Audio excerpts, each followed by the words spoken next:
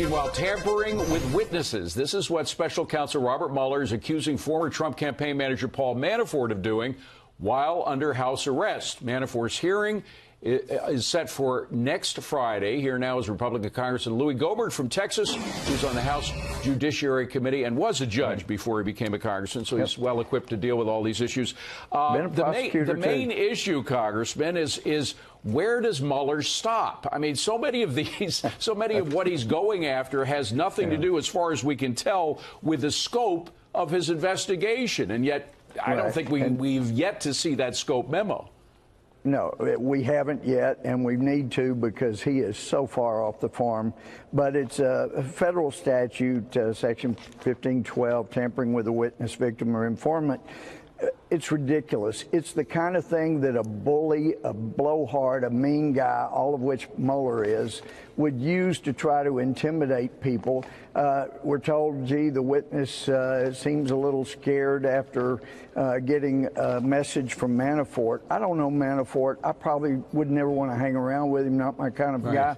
But the fact is, Mueller is a bully, and any innocent person in America has got to be scared as long as Mueller has any law enforcement authority. It is a scary thing. Well, let me just ask you to pull back for a second. I don't want to get too much into the weeds of this. This is ridiculous, though. I understand. There are a lot of weeds, but as a former judge, when you were a judge sitting on a bench, you must have seen prosecutors trying to make a big name for himself. I know Mueller has a distinguished career. He's an older gentleman in his 70s, but he's destroyed a lot of innocent people. He seems like he's on a mission to get the president come hell or high water. Am I wrong? That's exactly, and that's his mode of operation.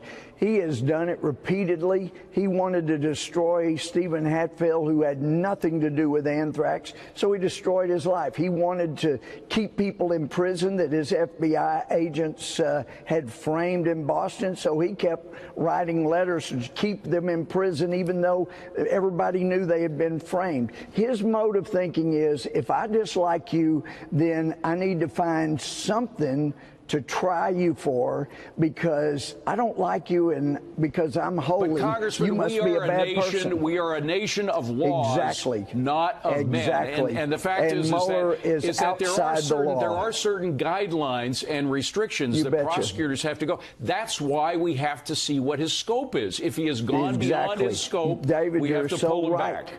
The guy is off the charts. He has got to be reined in. Rosenstein is certainly not going to do it, because they worked together with Weissman to kill the Russia investigation, at least temporarily, so that Hillary could make sure the uranium got sold and they could get the $145 million. So he has other motivations for keeping this thing going on and on. But let me tell you, we're not going to know whether he's going far beyond what he's entitled to do. But David, we need to let witnesses know, when he brings up this baloney about you can't contact a witness, that's wrong. Read 1512. Manafort is clean. They would never be able to prove this beyond a reasonable doubt when he just sends a note. He didn't try to kill. He didn't try to intimidate. He didn't try to harass. He just sent a message. And so it's just more blowhard. Well, and by the way, let me move on, Congressman, if I can, because the Inspector General is about to issue a report. We thought he was about to issue a report, but it keeps getting delayed. The president tweeted about the delay. He said, "What is taking so long with the Inspector General's report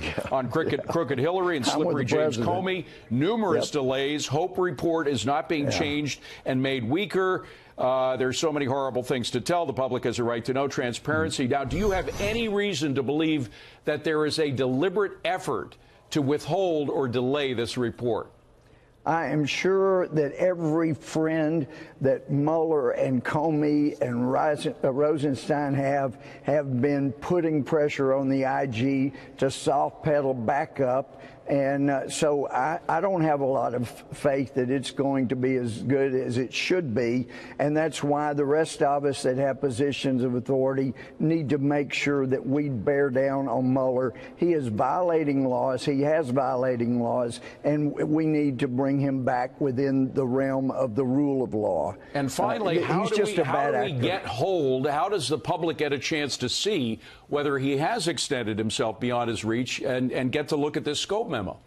Well, I think we could do something in the House to vote to just stop him having even a dime to spend until he shows us what his authorization is.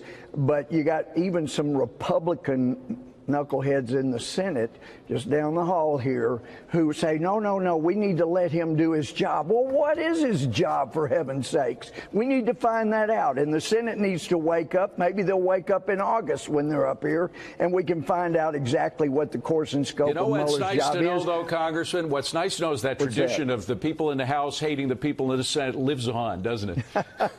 Congressman. I don't hate them. I just want them to do their job and to call Mueller on his lawlessness, because he's way out there. He has done too much damage to too many innocent people, and it needs to stop. This morning, President Trump went after the Mueller witch hunt, tweeting, quote, "The appointment of the special counsel is totally unconstitutional. Despite that, we'll play the game because I, unlike the Democrats, have done nothing wrong." All right, here with all the legal commentary.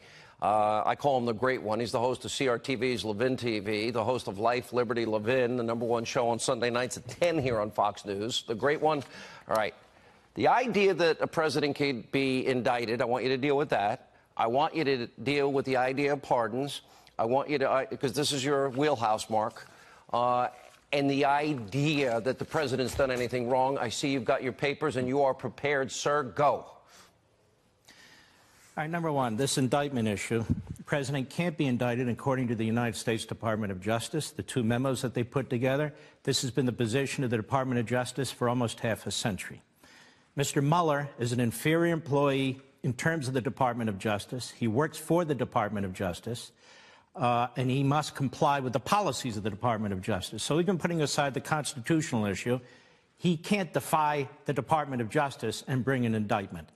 I believe they already understand that because they watch your show. Constitutionally, we know he can't either because of the arguments laid out by Republican administration and Democrat administration. In other words, you can't cripple the President of the United States. He's the most powerful man in the federal government, and expect him to have his due process constitutional rights properly defended at the same time. No president's been indicted, and there's a reason for that. No president's ever been brought before a federal grand jury, and there's a reason for that. Perhaps Mr. Mueller is the one who is the tyrant, not the President of the United States.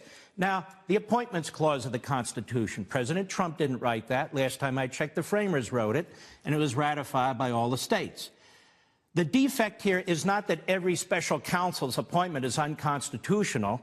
Every special counsel's appointment is not unconstitutional. This special counsel's appointment is unconstitutional because the Deputy Attorney General, Mr. Rosenstein, hasn't educated himself about the Appointments Clause. He does not have the power to substitute his will for the President and the Senate. The President nominates principal officers to the United States Senate, and the Senate must confirm. Assistant Attorneys General, United States Attorneys, Assistant Secretaries, and up. The problem is Mr. Rosenstein conferred so much power onto this special counsel. No specific criminal statutes, no specific individuals, really, and his oversight is so passive and so limited, as he promised he would keep his hands off of Mr. Mueller, that he's created an unconstitutional special counsel. And I believe if the president challenges that one day, he will be successful. Now, the pardon power. You know this memo they keep referring to on Capitol Hill, Mr. Schumer, of all people, it's 2.5 pages long. Page 1, page 2, page 3. See my X's? Those are the irrelevant parts of the memo that have nothing to do with what's going on today.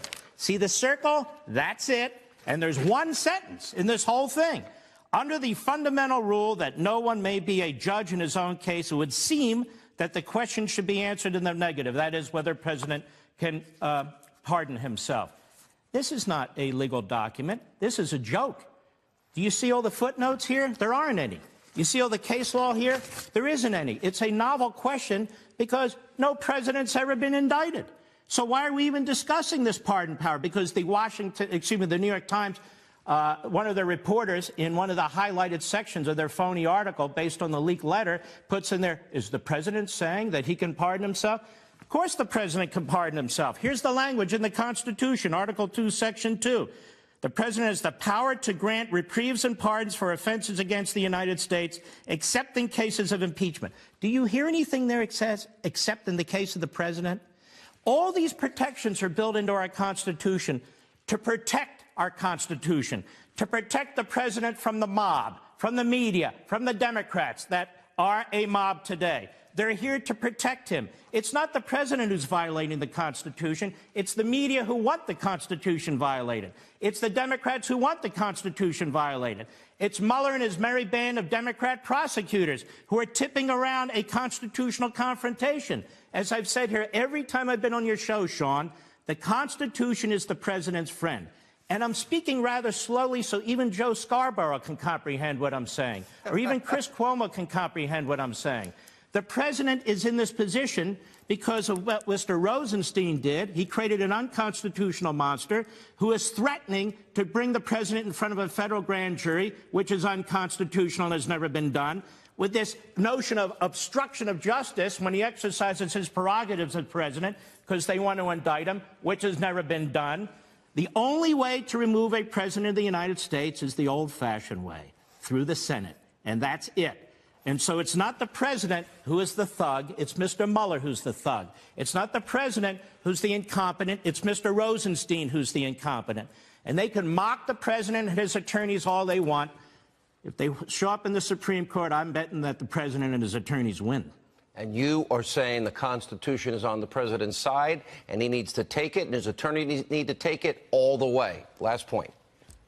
I am saying, whether it's the Appointments Clause or the pardon power or the issue of indicting a president of the United States, he is right on his tweets, and he's making the people who are criticizing him look like fools.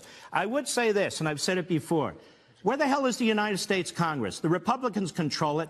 They need to hold hearings. They need to ask Mr. Rosenstein why he didn't recuse himself since he recommended that Comey be fired. They need to ask Mr. Mueller about those memos out of the Justice Department. They need to ask Mr. Mueller what authority he has to drag a president in front of a federal grand jury or subpoena him. What authority does he have to even contemplate indicting a president? And how is it that he hasn't violated the Appointments Clause of the Constitution? Congress has a role, for crying out loud. And they're Article 1. They were created first in the Constitution. They don't have to sit back and watch all this. They need to get involved in it. All right. That's why I call you the great one. Mark, so important we get this right. Our constitutional republic depends on it. You can see him Sunday nights. Don't miss it. Watch Mark's show, Life, Liberty, Levin, every Sunday. #1 show on cable right here on Fox.